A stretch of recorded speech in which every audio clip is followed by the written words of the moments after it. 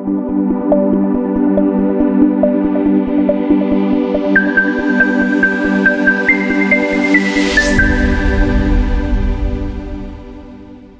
put ourselves in the presence of the Lord. Heavenly Father, we come to you in this hour, asking for your guidance and protection to our virtual gathering today. We thank you for the gift of life, the gift of family, the gift of work, and the gift of friendship. We thank you for this great opportunity to bring us together in this session as brothers and sisters. Bless the committee, the facilitator, and the attendees of this gathering. May we continue to value and appreciate the true essence and meaning of life with the help of your grace. And as we go along our discussion today, we humbly pray that you would deepen our understanding. Lord, enlighten us and give us wisdom every day. Forgive us for our shortcomings and remind us to always be mindful of the things we do in life. We offer our life and our decisions to you, O Lord. May this gathering today create a memorable experience and a fruitful outcome. We ask this through our Lord Jesus Christ, our Redeemer and our Savior. Amen.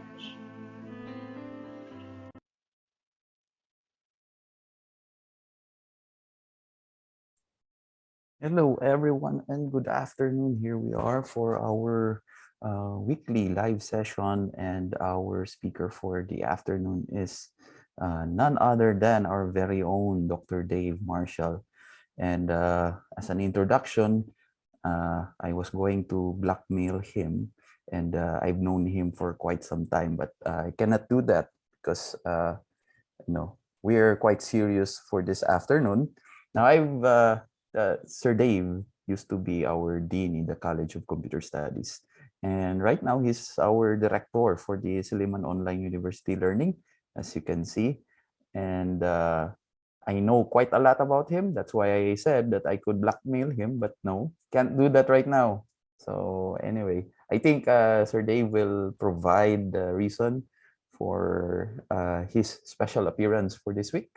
I leave it up to him to do so. I'm not going to add towards it.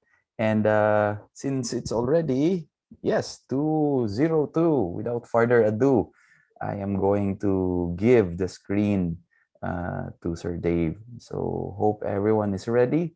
And I think everyone is also excited based on the questions that I have already seen in the open forum. So go ahead, Sir Dave. Thank you. And good afternoon, everyone.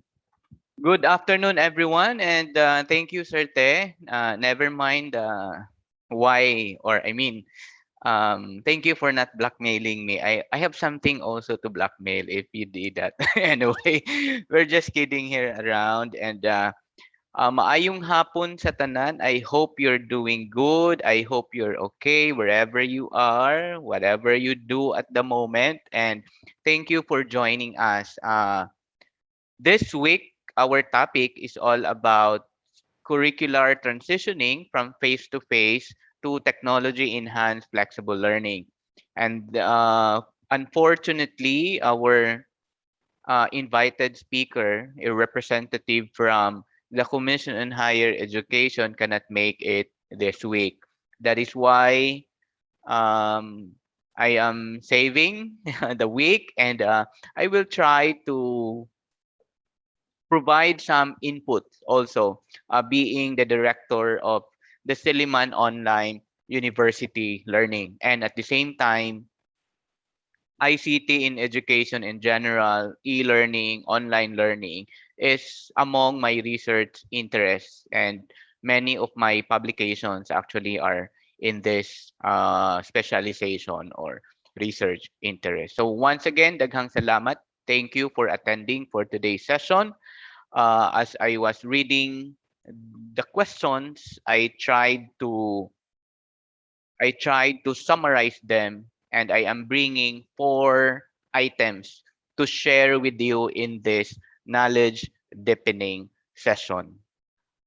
Ma'am Joy, can you launch our poll now? Okay, Sir Dave. I have a poll there just to get the pulse among our audience, and I wanted you to respond based on your honest responses. Soon we will be back to limited face to face. Which of the following statements best represent your perception, your feeling right now, your observation, or at least your feeling right now? First option is I will go back to my pre-COVID teaching modality. Second option, I am not sure if I will continue to apply the digital skills I learned. Third option, I will continue to learn and apply the digital skills I learned. And last, if there is an option for fully online, I will stay in the online distance teaching. I hope you are just choose one. Of course, this is a poll. There is no right or wrong answer here. I just wanted to know your feelings and your perception right now so that I can bring and contextualize also my examples that I prepared with you. The questions actually um I group all your questions in basically into four, and this is all about high flex. This is all about blended learning, considerations of the transition. And what is interesting is while my material is discussing about the transition from face to face to online, I think many of us here, majority in the participants, the interest is really the transition from the current, meaning maybe from ODL, online distance learning, going to the limited face to face. Maybe Ma'am Joy, can you show now the result? End the poll, and then you can show the result. Sir, only 75 have participated. We'll not That's wait for the fine. others. It's That's fine. fine. That's fine. Just go ahead for the purposes of time. I'll end it And now. yes.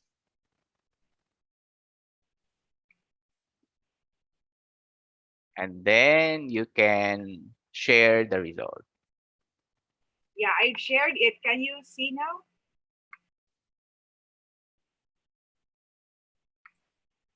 Yeah, I think that's the one. Yes. Yeah, I've shared it Yes. already, Sir Dave. Yes, yes. Okay. So the highest is I will continue to learn and apply the digital skills I learned. 84.2% of our audience said that you will continue. And I think we are all happy with this. There is 1.3%. No, I will go back to my pre-COVID teaching modality for whatever reason you have. That's fine also. And if there is an option for fully online, I will stay in the online distance teaching. Kaway-kaway sa mga hiyang to work from home and to just, very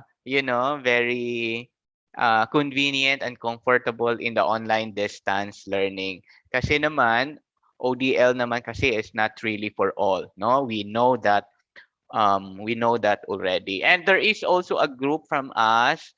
I'm not sure if I will continue to apply the digital skills I learned. So for whatever reasons, there are many considerations, there are many factors that may contribute in our decision for the post-COVID thing. As I'd mentioned, there are basically four things that I would like to deepen in our discussions, and this is actually the word cloud for all the questions that you gave or posted on our LMS. And the number one actually here is the word HyFlex, followed by learning. Then if you can see also flexible, and then students, instruction, syllabus, and these are all concerns, no? And the bottom line is this one. And this is my outline. Instead of answering the question one by one, high flex learning, I will deepen my discussion about high flex learning, blended learning models, considerations, checklists, and checklists to consider. Questions like what are the things to consider, what are the factors to be considered in the application or in the implementation of limited face-to-face, what is the importance, and so on and so forth. All these things can be answered in these four subtopics of my deepening session. Now, what is a hybrid or a high flex learning? High flex learning is a short for hybrid flexible learning. It's a hybrid flexible learning, hybrid because classes are combined from the elements of online and classroom-based learning. Again, online and classroom-based learning into a new level, into a different level. You know, dear colleagues, HighFlex is not just simply an ordinary blended learning. Kasi by just looking at the universal definition of high flex, you can say, parang ginawa na namin yan before COVID. Meron kaming classroom face-to-face and then I use projector, I use my PowerPoint and then I present, I do some interactive quizzes and so on and so forth. Yes, that is actually blended learning but not necessarily high flex.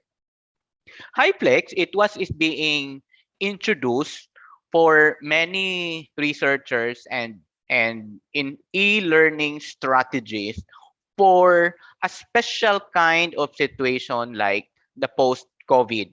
Why special kind? Because there are some restrictions physically, okay, physically and health protocols which are not actually found when the HyFlex model was created. Okay?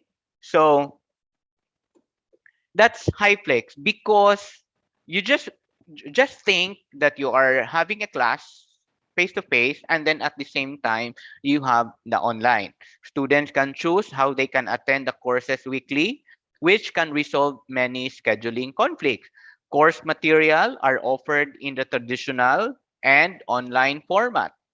So parang the same lang sir, no? So parang walang distinction from the usual blended. Kaya sinasabi siyang hybrid. Many researchers said that is why hybrid will come from your own definition on how you combined the different blended learning model. Again, hybrid, tinatawag siyang hybrid, it is because it's up to us, teachers, on how we combine different blended learning model. In other words pala, before we will ask hybrid, we should ask first pala ourselves, what are the different blended learning models? Alam ba natin yan? Ang lahat ng mga blended learning models. Kasi the Commission Higher Education advocated the term limited face-to-face. Kasi nga, they wanted to be safe. They don't want to be na dapat technology-oriented siya. Hindi naman kasi. Kasi Commission CHED introduced flexible learning lang, not necessarily technology-oriented. Kaya, para maging safe, ang ginagamit na term is limited face-to-face. Tapos si DepEd naman, ang ginagamit na term, modular, not necessarily technology. Kasi nga, the decision of the platform is to be given or are given to the institution. So that is a HyFlex. Now, HyFlex, para lang ma-conceptualize natin, HyFlex is a combination pa rin of the synchronous instruction and discussion, and it is both in-person, there is in-person component, and at the same time, there is a synchronous component. Okay? Now remember, di ba, in the ODL natin, yung synchronous natin is via Zoom, via video session. In the high flex, meron pa ring synchronous, but the synchronous is done face-to-face. And the asynchronous is done via a course management system. The asynchronous part is done via the asynchronous system. Now, let's look at how the distribution. Kasi the same concept actually in the ODL. We have to identify the face-to-face, the synchronous component and the asynchronous component. In the high flex, we have to identify how much time is for the face-to-face and how much time is for the online. While your online is designed for primarily for asynchronous, not for synchronous. Kasi nga, the synchronous is to be done on a face-to-face level. So, the same pa rin, we have to identify our contact hours. We have to define our screen time with the student. When I say contact hours, that is for the face-to-face. When I say screen time, that is for the online. So I hope that's clear to us that high flex is still or a combination of different blended learning model. So what is blended learning model then? So blended learning is refers to as a hybrid learning. Let's hold on. Okay. Referred to as a hybrid learning, and it combines traditional to face-to-face instruction, traditional and face-to-face instruction with the online learning component. That's what I'd mentioned. And when we say when we say blended learning, is much more than a convergence of face-to-face and online learning experiences. I think many of you, for some perhaps, are doing blended learning before COVID. Diba? We're doing blended learning before COVID. Kasi sir, we're using PowerPoint. Kasi sir, we're using projector. Kasi sir, we're using Microsoft Word. But anong klaseng blended learning model yan? Okay? Let's just try to have a short game. Let us identify the different blended learning model applicable to limited face-to-face. Remember, hybrid is a combination of many blended learning model which or whatever is appropriate into your school or to your learning outcome. I hope you can participate. You can get your phone. If you have an extra phone there, get your phone and then go to www.kahoot.it and then you can input the game pane 2754045, or you can open another browser or another tab in your computer. I'm sorry.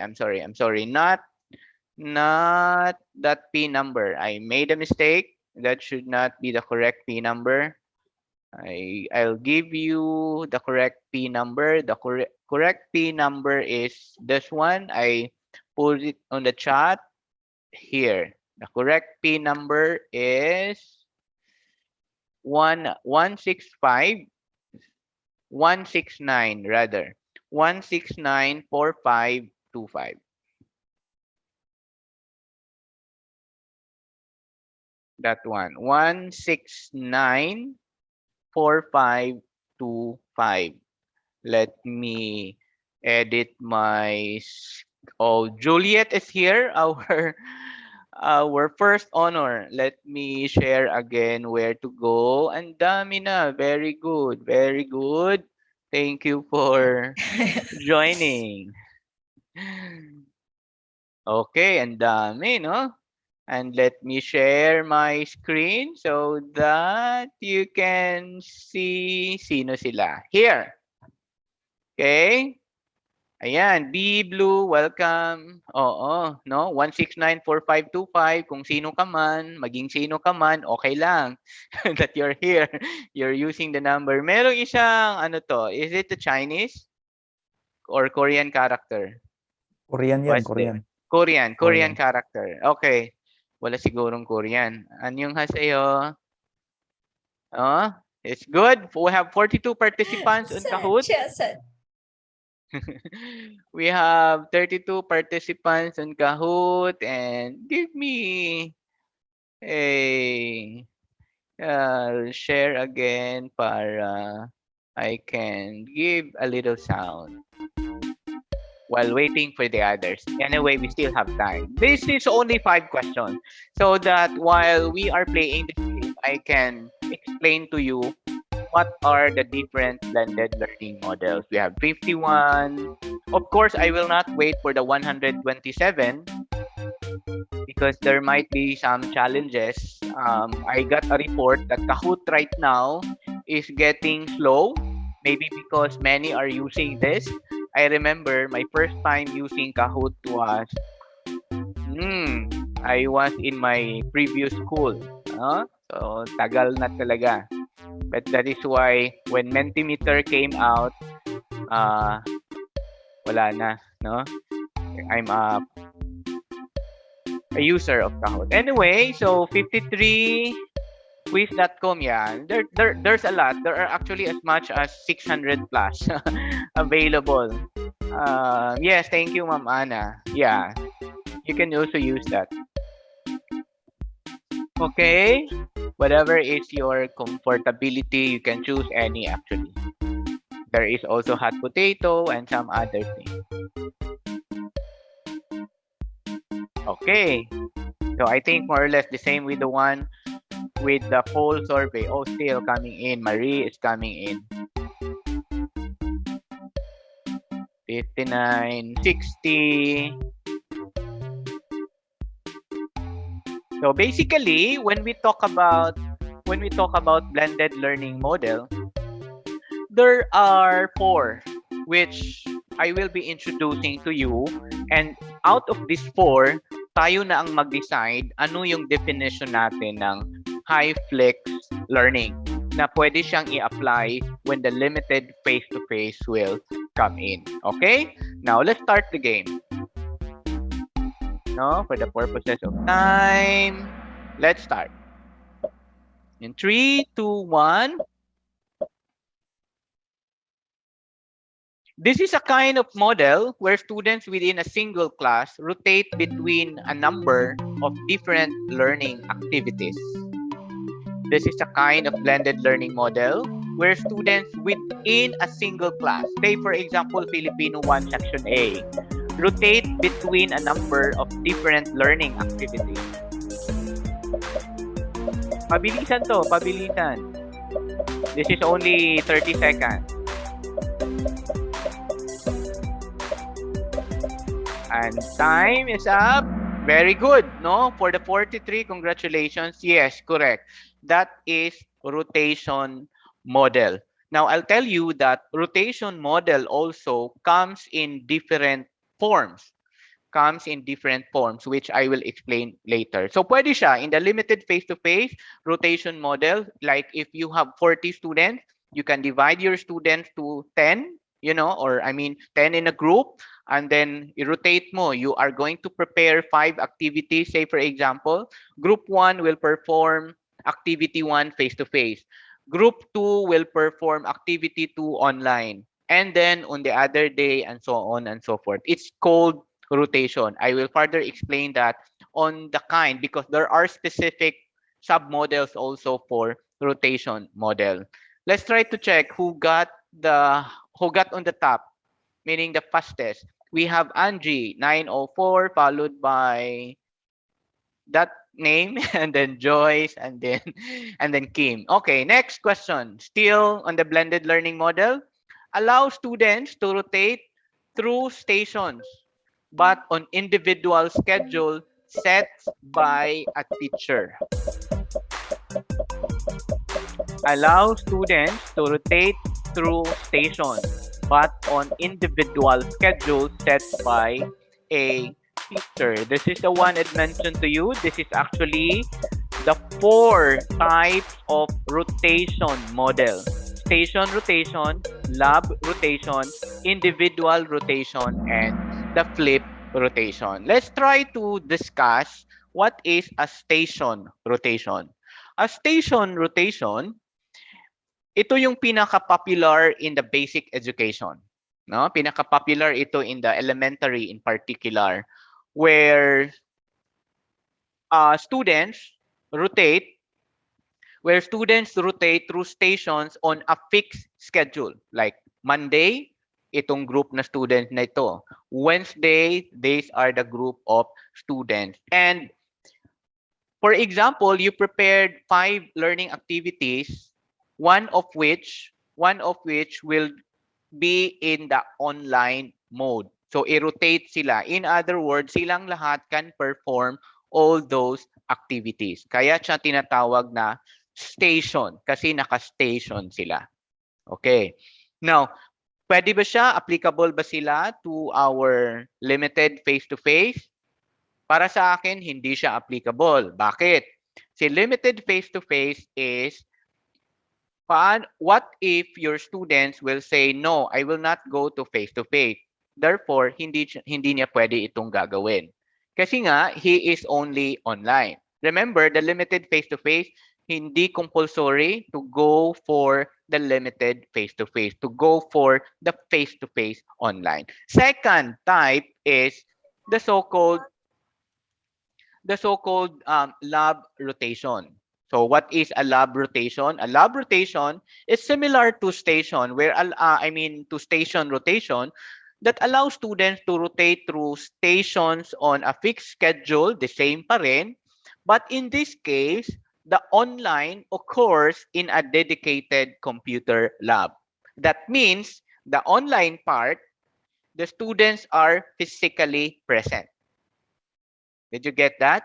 Parang similar pa rin siya. The lab station is similar to the station. However, the online component, students should perform that in a laboratory on campus. That's a lab rotation. So parang physical siya, sir. Yes, it's a physical thing, but there is no teacher. This is instructor-less type of class, but digital. Okay. Ano naman itong flip rotation? The flip rotation is not, for me, is applicable on a normal situations because the flip is according to what is the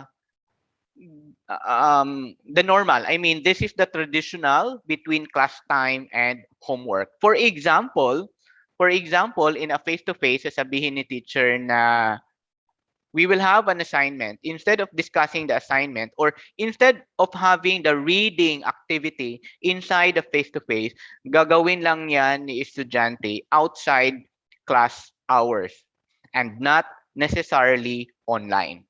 That's a flip learning. Kaya si flip learning, available siya or applicable in the online distance learning. Therefore, individual rotation, this refers to a type of model that allows students to rotate on the individual schedule set by the teacher. So, naka-schedule siya.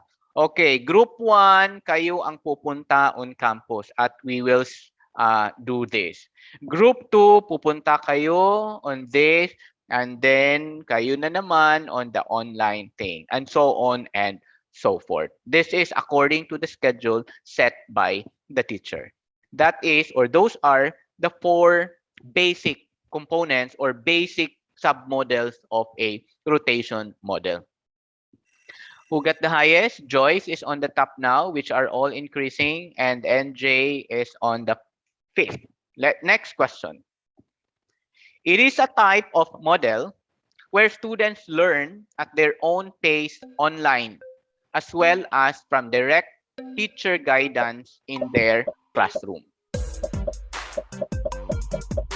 Students learn at their own pace online, as well as from direct teacher guidance in their classroom.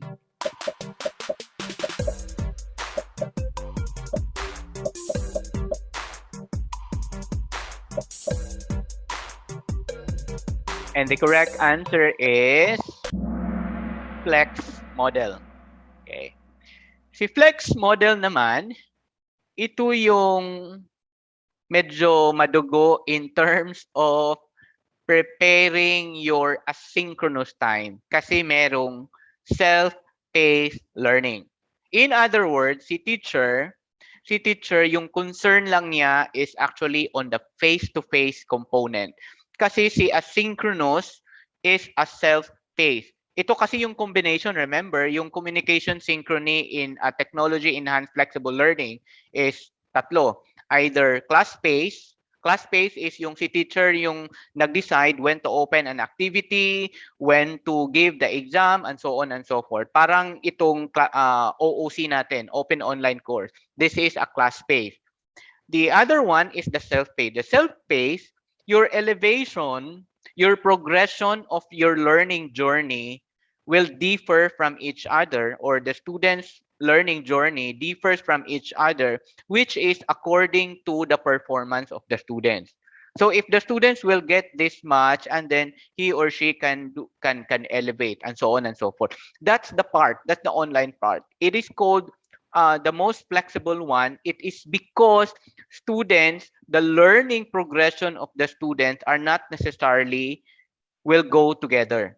Kasi yung ima-mind ni teacher, the teacher will focus only on the class-based component, on the physical, on the face-to-face. That's the flex component. The students will perform their self-paced learning via online, and then the teacher will provide guidance via the face-to-face. Next, our top is Shine, no? Is increasing. I see familiar name. Next, fourth question. Students have the option to pick and choose courses to take online as a way to supplement their face-to-face classes. Is it a la carte? Is it enrich virtual model, rotation model, or flex model?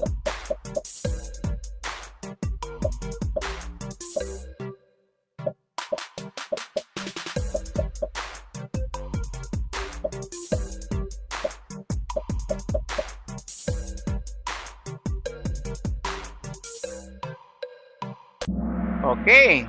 And the correct answer actually is a la carte model. In some other book or in some other reference, this is actually called self-paced blended. Self-paced dahil nga it's a la carte, students have the option to pick and choose courses to take online as a way to supplement their existing course load at their school campus. So it's up to us whether pwede natin ito. Do we allow our students to choose which of the courses to enroll face-to-face and to enroll online? Kasi nga limited face-to-face, and the definition of the limited face-to-face instruction is only for skill-based or performance-based laboratory, internship, especially in the clinical internship. Next, actually, this is gonna be my last question to encapsulate the different blended model. It's a type of blended learning model where students are allowed to spend most of their time completing coursework online remotely, supplemented by required in person.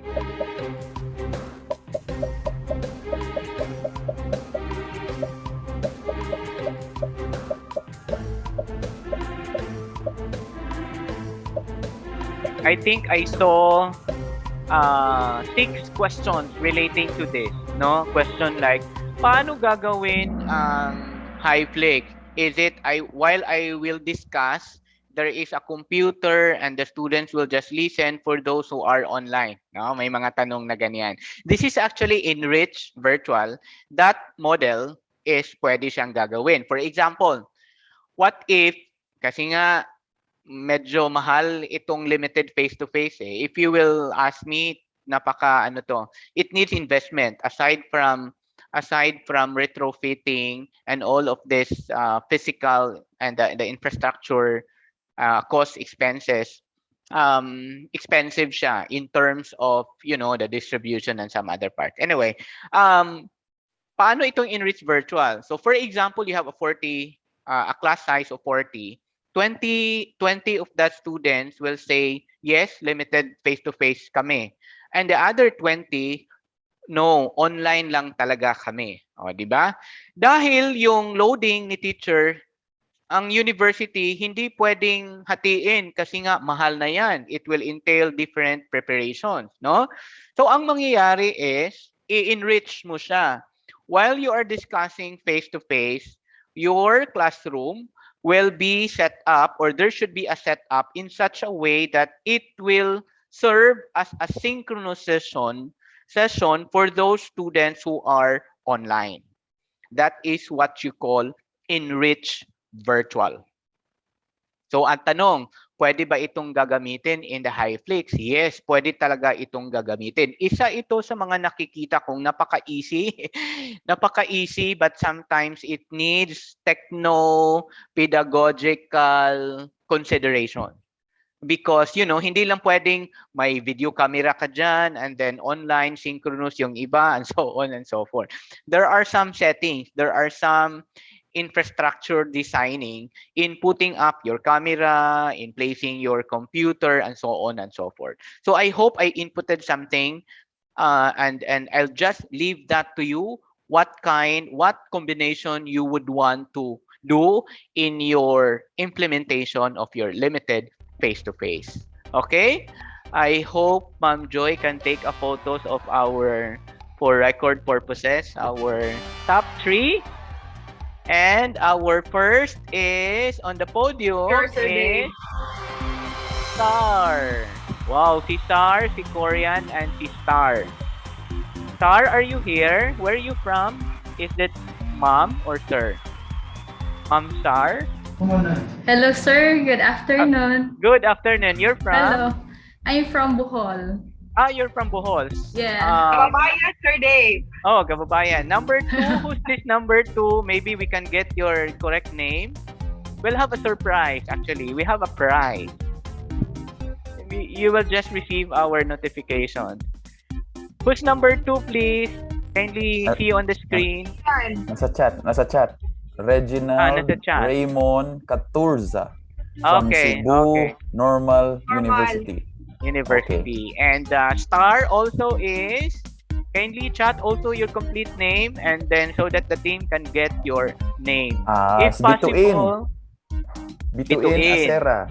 okay. And if possible, Ma'am Joy, or to those winners, Sir, could you si Ma'am please... Ma'am Sar, could you please chat your yeah. Yes. Kindly Start. private message also your contact number. Yes. Contact me. number na ha. O, sige. Kindly chat also your contact number to Ma'am Joy, Facilitator Joy D. Private message your contact number. Okay, sir. That Thank is you. for our... Don't worry. Top three winners. Yeah, top 3 winners. So congratulations once again. Thank you for participating. Let me continue our discussion. So those are the different forms of blended learning, and the different ways there I have a separate actually training module for blended learning, and we offer some training also for this in the preparation for our limited face-to-face. So therefore, sir, HiFlix pala is a combination of many models. That is really true, no? It's a combination of many models because HiFlix, you can actually combine based on what is available resources and what is the implementing guidelines on, or how you crafted your or formulated and interpreted the implementation of your limited face-to-face. Okay, so that's HiFlex, and that is the blended learning. And before I will go to the next concern that many of you are actually asking, I just wanted to emphasize also that transition from our face-to-face to fully online, and then from fully online perhaps, or from the technology enhanced flexible learning that you are implementing right now to limited face-to-face, there is no really one model, no, one size that fits all to the solution of this limited face to face. Why? Because it really depends on your policies, on your guidelines, and how you describe your blended learning. Okay? Ang importante lang talaga is everything is set up and then equate it, balance it to the existing policies and guidelines of the university, and of course, ensuring engagement with our students. Okay, now many of the questions also are many of you also asking what are the different considerations before we could come up with the strategy in the limited face-to-face. What are the things to consider? And I feel that this is also an opportunity for us to consider. No, I have no solution also into this, but this is only my interpretation of the existing CMO or the guidelines that we can consider also.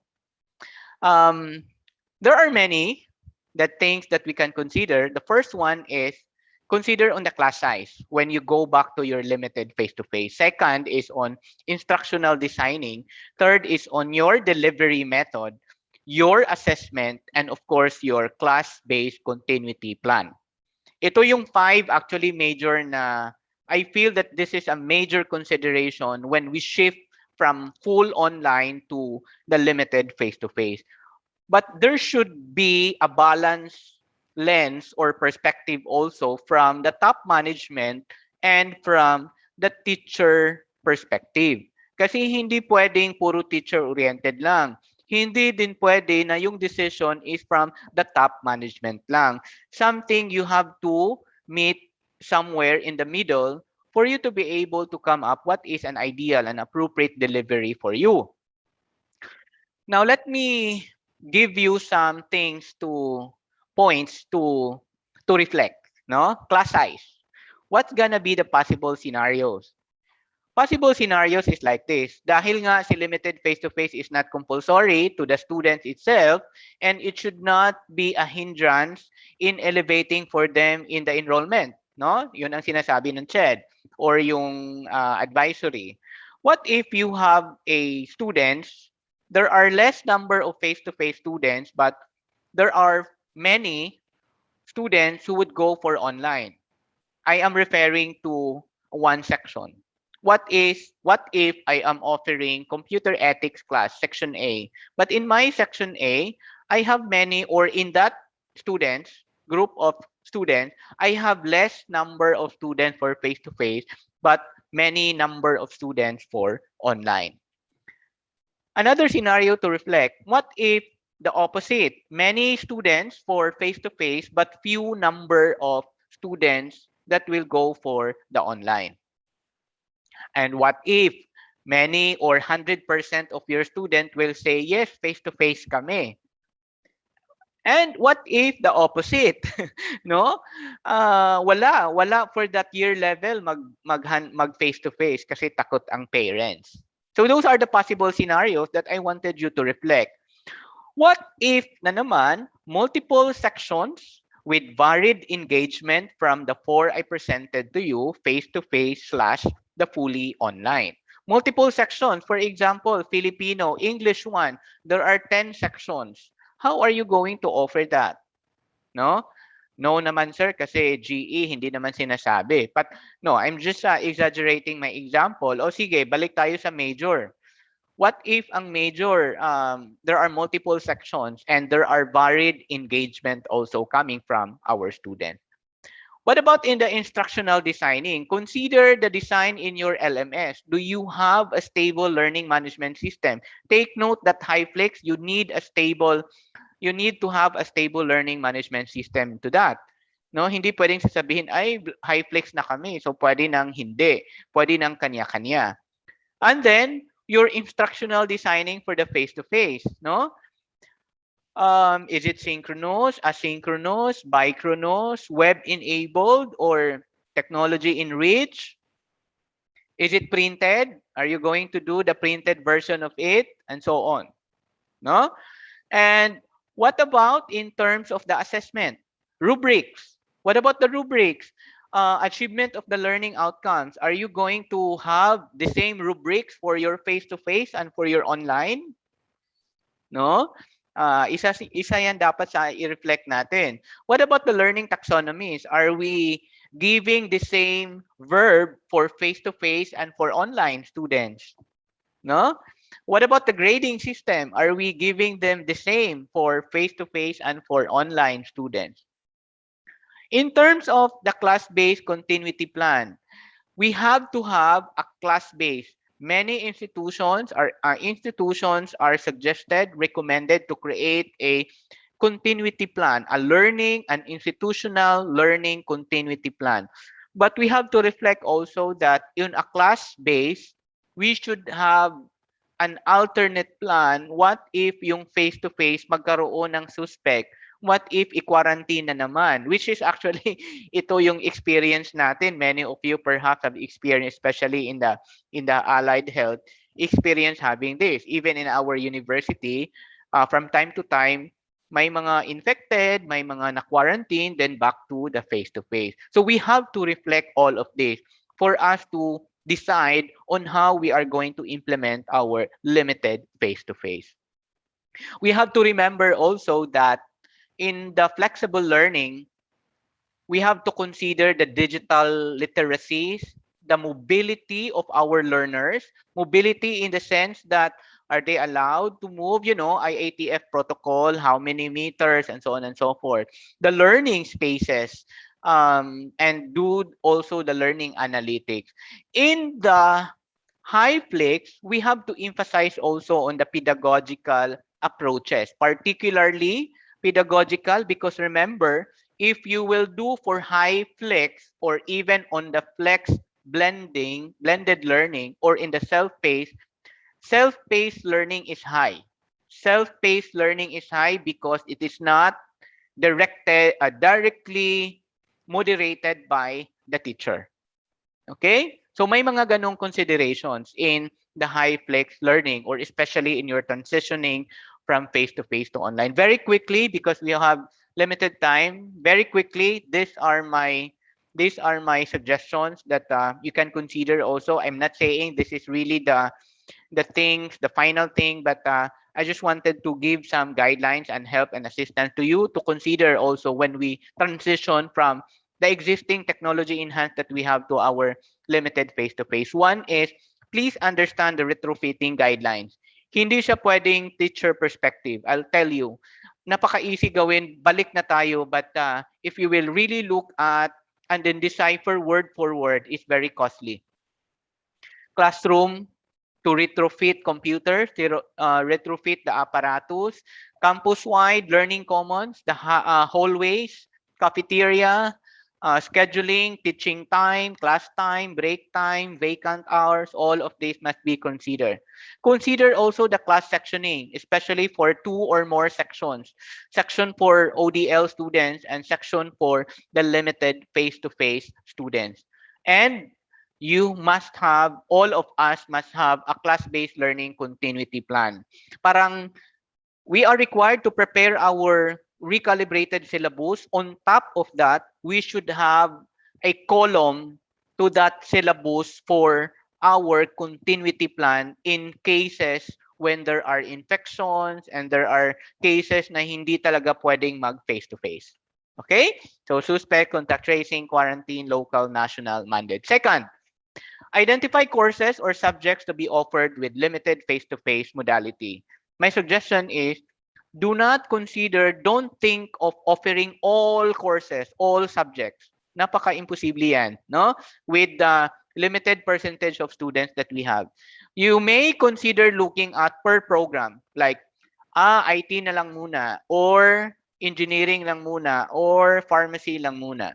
You can look at from the program, you can look at only like major courses or GE or only those subjects with terminal requirements. You can also consider or in your decision per year level. Like, are we going to offer only first year to second year or only those major in? Kasi ito yung kailangan ng face-to-face.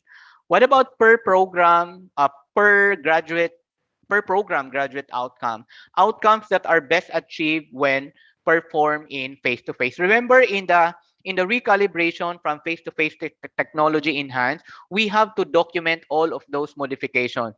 Dahil, bakit we have to document? We are going to offer that when we are allowed to, or when we allowed to go back to the face-to-face. Kailangan nating i-offer yan. So meaning, pwede siguro na mayroong isang subject na many learning outcomes coming from the different courses or different subjects para lang ma-achieve natin yung graduate outcomes na hindi na-deliver when we had our full online distance learning. We can also consider the per learning outcome of the subject. Remember, in the OBE, demonstrated, applied, knowledge, and so on and so forth. Third suggestion, I have 5 minutes. Face-to-face for higher order thinking skills. Meaning, my suggestion is, during face-to-face, dapat knowledge deepening and knowledge creation na talaga. Parang ginagawa natin sa OOC, no? During the week, you do all the readings, you do all the assignment, and when we do the face-to-face, knowledge deepening na lang. During the face-to-face, no lecture, no written assessment, validation should be done. Okay, that's my suggestion. Of course, you have to utilize applicable blended delivery, whatever delivery that you like to offer. Kasi nga, merong group of student or group of participants na baka daw babalik siya to the brick and mortar, pwede pa rin. And you can incorporate, pwede na yung face-to-face, ikaw yung makahandle dyan, and another team teacher will handle the online teaching and the online delivery of the program or of the course. Utilize applicable blended learning. This is the one I'd mentioned to you, the HiFlex, of course, with intervention of COVID protocols, COVID-related guidelines, and some other IATF protocols. And then, of course, we have to recalibrate again. Hindi pa nga tayo tapos in the recalibrating our syllabus from face-to-face to online. We have to recalibrate again. We should not use the same syllabus from the face-to-face to limited face-to-face and from ODL to limited face-to-face. Hindi talaga pwede.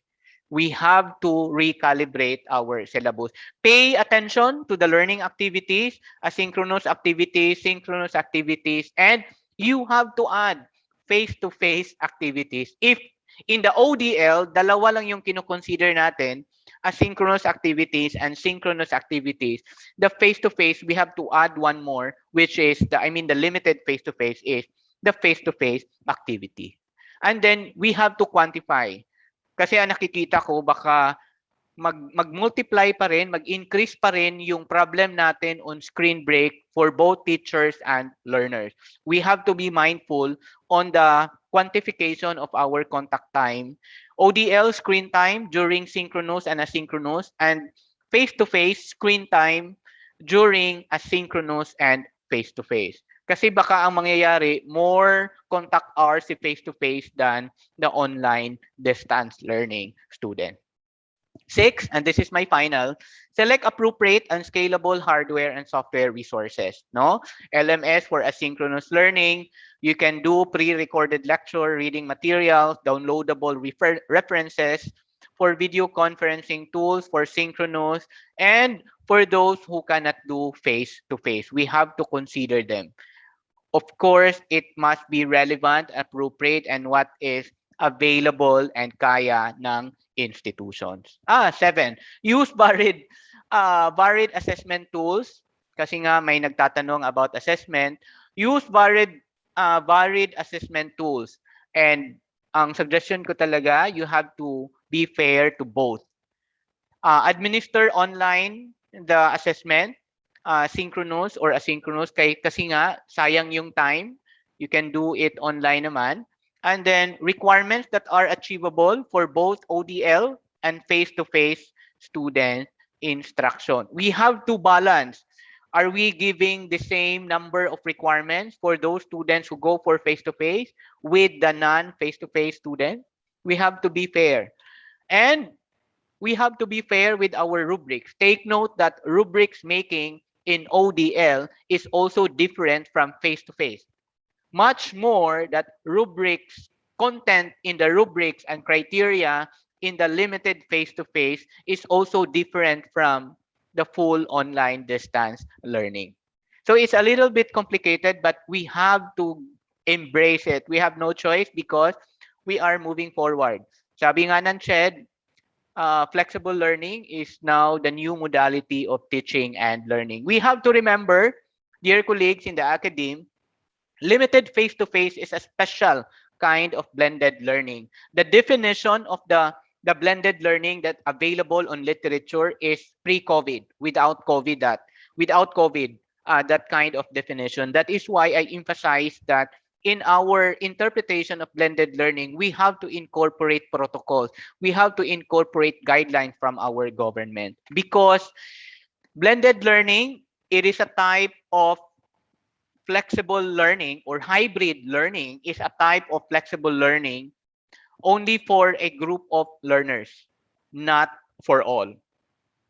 Only a group of learners, not for all. Because in the first place, our national mandate, students are not required to go for face-to-face. Students have the right to choose whether to go online and online. That is for now what is stated in the existing guidelines.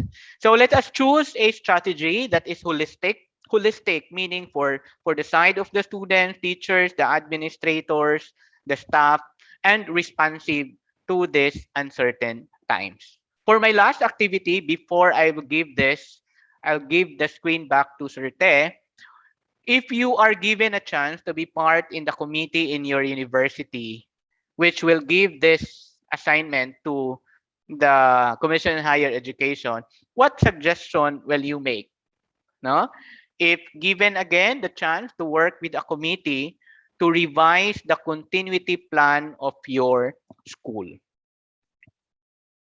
While you are answering, I will also look at my screen again to go that. Let me stop my screen and share what I have here so that collectively what suggestions or suggestion will you make if given a chance to work with a committee to revise the continuity plan of your school? To go, just go this one. Never mind the text. paulib.com/Dave Marcial 101.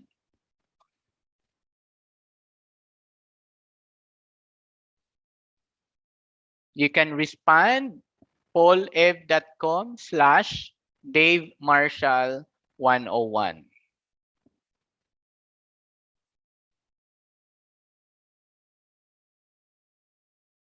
Sige, kahit isa, no? Para to complete the process. To respond on the question, go to another browser in your computer. Go to POLLEV.com/Dave Marshall 107. Never mind the text.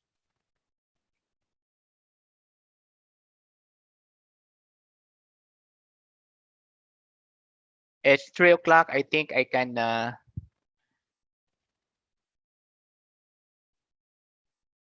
if it is difficult for you to go to this, you can just put it on the chat box.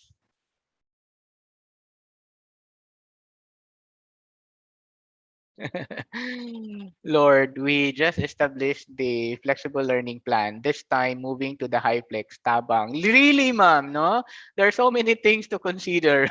We just done perhaps of our FLP for the ODL, no? Prioritize stakeholders, procurement. That is really true. Moving to the high flex. More training is necessary. Yes, more training. And that is really scary, no? Kasi hindi pa nga tayo nag-stabilize yung learning curve natin of the online distance learning. Here we go, preparing ourselves for the limited face-to-face. Yes, I agree with Ma'am Mary Geraldine. We have to have a comprehensive training. Hindi yung pwedeng ngayon lang mag-a-attend ako kasi ito talagang from preparation up to the assessment. Talking about assessment, some of you also asked about feedbacking, assessment. I opt not to answer that today because we have a separate topic into that about assessment. Although I shared with you engagement and assessment, but just to introduce the idea, there is a separate time on student engagement which can be discussed further. Yung tanong, what is the basic or the general or the most appropriate time perhaps, how often, in terms of feedbacking to our students and so on and so forth. I can answer that when we reach the discussion on student engagement. Okay, thank you very much. Infrastructure, yes. Kaya nga ma'am, sabi ko, yung infrastructure kasi in the limited face-to-face, hindi lang siya pwedeng technology-oriented, building will also matter. A simple table, you have to retrofit the table, your hallway and everything, and it's expensive. I guess, my apology, I overshoot the time. Serte, back to you. Okay, thank you. That's fine, Sir Dave. I'm being billed by, I bill by the minute, so it's fine. I can always exceed. So, yeah, I think we can let Ma'am Lubel continue. Yes, thank you. Sige, go ahead. And I don't think that we have time anymore to entertain the questions from our chat session. So allow me to take this opportunity to share through the chat. We will start with the attendance.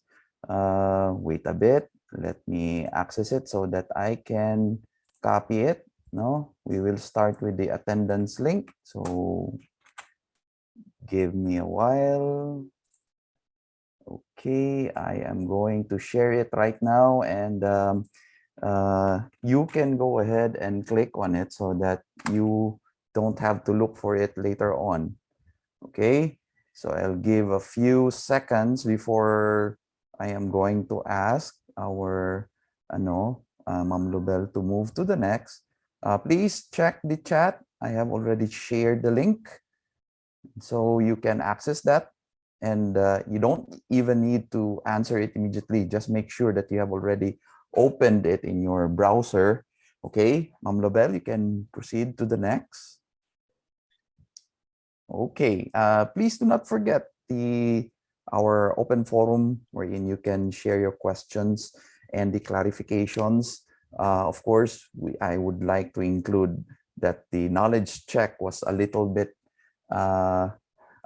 late than we would have wanted it to be, no? And it also was because of the unfortunate circumstances. Okay, next, Ma'am Lubel. Okay, and let me share the evaluation link. Okay, so this is our evaluation link. Give me a while. Yeah, it's a matter of just Control-C, Control-V, and this is Control-V. There you go. And again, you can open that already, and you don't even have to answer it immediately. Just make sure that it is already in your browser.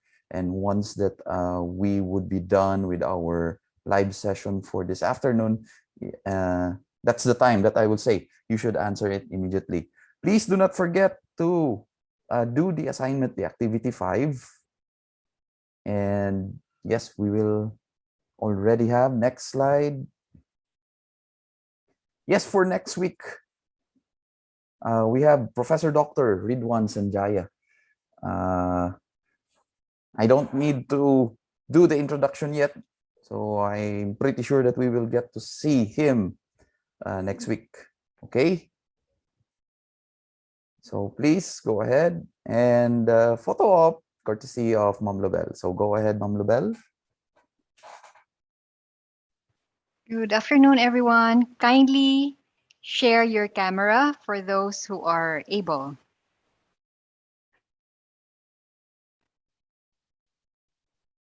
And I have here 6 pages. I'll start with page 1.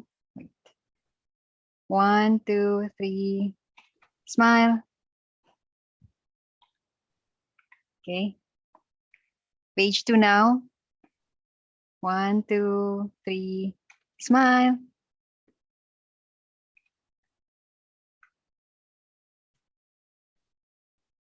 Okay. Page 3. 1, 2, 3, smile. We're still halfway.